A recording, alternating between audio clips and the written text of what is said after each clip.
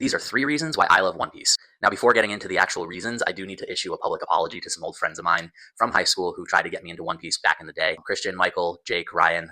Sorry guys, but it took me quite a while to hop on the train, but here I am. Reason number 1 that I love One Piece is the creator Ichiro Oda. He actually created one of the most insane world building scenarios that I think I've ever seen in any show ever.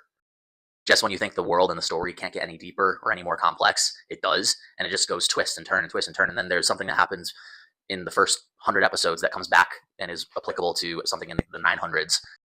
He really makes you fully understand every character that's ever written into the show, with the exception of some filler people, but for the most part, every character has a backstory, and that backstory can be relatable in one way or another, depending on where you come from in life.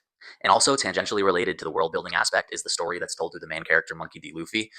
Long story short, Monkey D. Luffy is a kid that wants to become king of the pirates and find Gold Roger's treasure, the One Piece. He puts together a crew of ragtag people who aren't even pirates to begin with, but he basically, whether he runs into a pirate, someone that wants to be a marine, really anyone that has a dream of their own, he tells them, don't let anyone stop you from pursuing your dream. And I think that that is very applicable to what we're talking about through this challenge, and what I'm trying to accomplish here on social media is not letting anybody stop me or stop you guys from pursuing anything you want, whether it's pursuing your dream job, whether it's going to college, becoming a creator, any dream that you have. Just don't let anyone stop you from pursuing it. Reason number 2 that I love One Piece is the historical comparisons that Oda makes to the real world.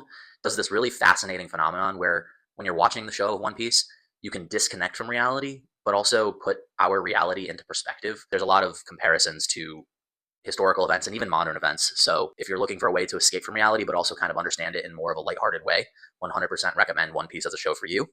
And the third reason that I really love One Piece, and I'm actually going to get into this a little bit in tomorrow's video, is a lot of the psychology behind anime really relates to how children are raised today, specifically as it relates to fairy tales versus anime stories. I saw a really interesting post on Instagram a few months back that really kind of made me think deeply about how children are raised today, and the types of character that kind of get instilled in today's youth. And I think that anime is it's an underrated media as far as teaching valuable lessons to today's youth. But those are some of the reasons that I love One Piece. If you haven't given it a shot yet and are looking for a new show to watch, highly recommend it. And I'm now realizing that it's a little too late to add a pack opening to this video, so stay tuned for the next post for day 4 of our Master Setting Legacy of the Master Challenge. And more importantly, thanks for tuning in and listening to my little spiel about anime. Have a great day, everyone.